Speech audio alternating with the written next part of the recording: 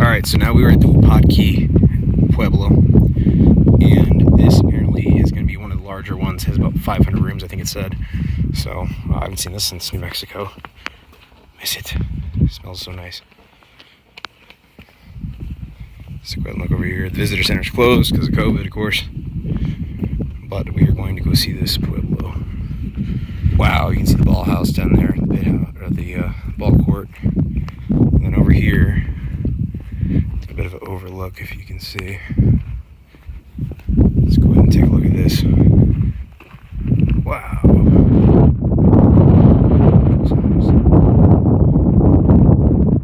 have to go down there and take a look, I guess. Looks like I got 2 ball courts, maybe. Again, it reminds me a lot of the Anasazi that I've seen. Look at this beauty. We got some stairs that can take us down. Again, this is going to be the main Pokey, I believe. And had I think it's up to 400 rooms even.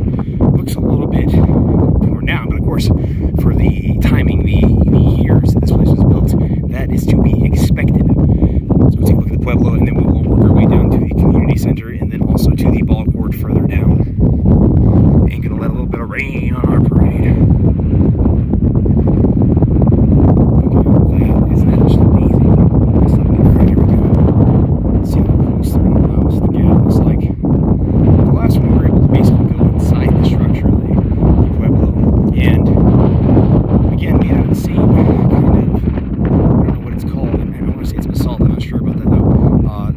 Stone, and you can see that the rooms would have also been made out of that. You see maybe possible drainage tunnels for today, but at one point you would have actually had these similar holes that are built in. If you look over there at the very bottom, it looks like some of that's even seen some of the lava stratification that we've seen throughout our time here, and it's the very, very base bricks too. If you look right there, you can see the very base bricks are showing that same type of wear. If you want to look at that real quick, 2 stories, multiple stories, and then as we go down, you're going to see more and more open up this way. All right, now we're about to enter into the back side. Now I've seen a lot of these symmetrical ones more towards the tanks, but I know that, for instance, that they have been seen at these kind of sites before. Like I said, you can kind of see the peak holes that we saw at the last one, and it goes up multiple floors. We see 1, 2, 3, possibly a 4th structure with, again, the same kind of sea holes that you'd see to look out. Or in the modern age, of course, it'd probably be more likely drainage. But on this side, you can see it's a sheer brick wall.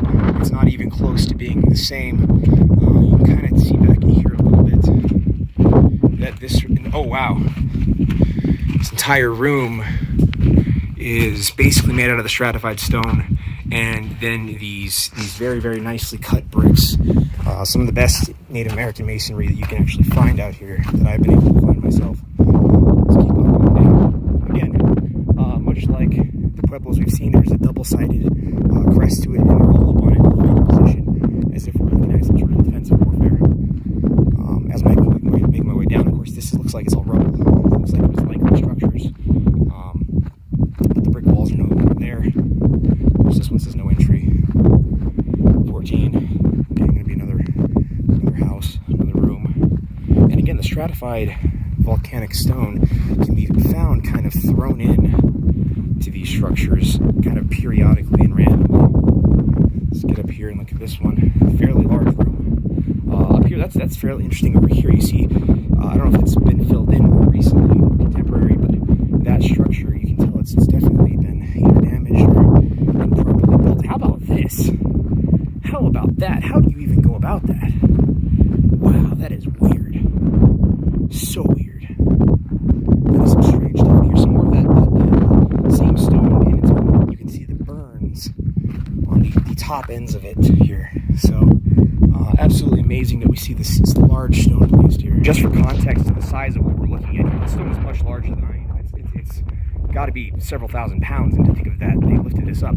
Of course, it's been reinforced by some wood down here that also looks contemporary. So let's keep on looking. So it looks like they actually have the community center blocked off. When we go back to New Mexico, we'll be actually able to see a few of these.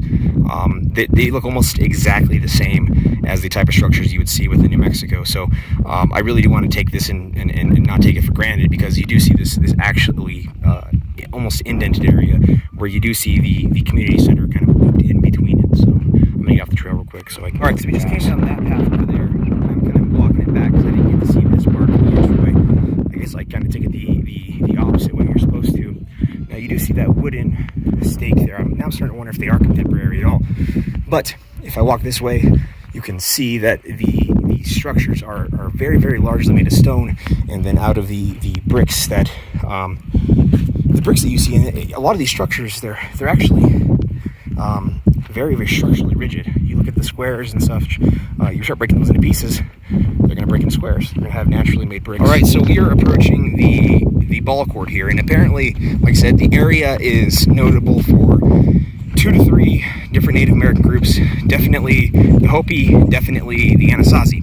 Now that pit back there was definitely an Anasazi pit. I've seen ones like that in my hometown, like not, one state over. It's definitely the same pit. Now what I have not seen before is something as comprehensive as what we're about to take a look at.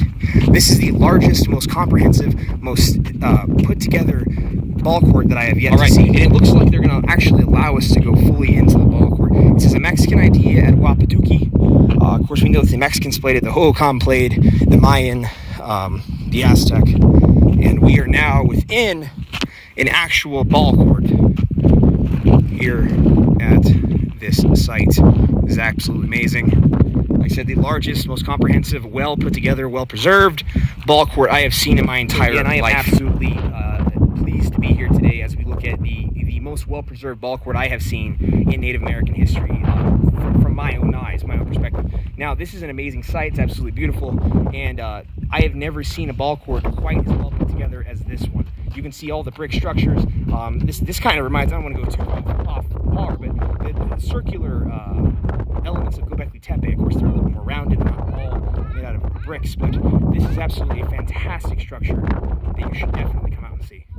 Make sure you get out and revisit history as you know what allows. So I guess this is called a blowhole, and if you listen closely, there's actually air being compressed out of the earth from this spot. This whole area is just strewn with volcanoes and weird activity. So we actually have air being blown out from the center of the earth from this actual square. They have a little bit of an explanation over here about how cold versus heavy air creates pressure, and the pressures create the crack, and the air blows out the crack. That's exactly what we're seeing there. That blowing out of the air from the surface of the earth. It's absolutely amazing. This is a sight to behold. Like I said, there's a ball pit. Everything else is up there. You have to go a little bit, drive off a little bit to actually get to some of the other sites. But we are happy to be here nonetheless, and so happy to see such a beautiful world. So now, if you look carefully here, you can actually see a spiral glyph. This one's been done in a different way. It's actually been chiseled in, and actually from this angle, actually looks more like a Vanyu than anything. This is particularly significant. I haven't seen a lot of glyphs here, but that one is very important. So that's the first one I've seen. It's engraved. Other than the paintings that we've seen at other sites, that's very significant. So last kind of important detail is that we did see a glyph up here that's not surrounded by a lot of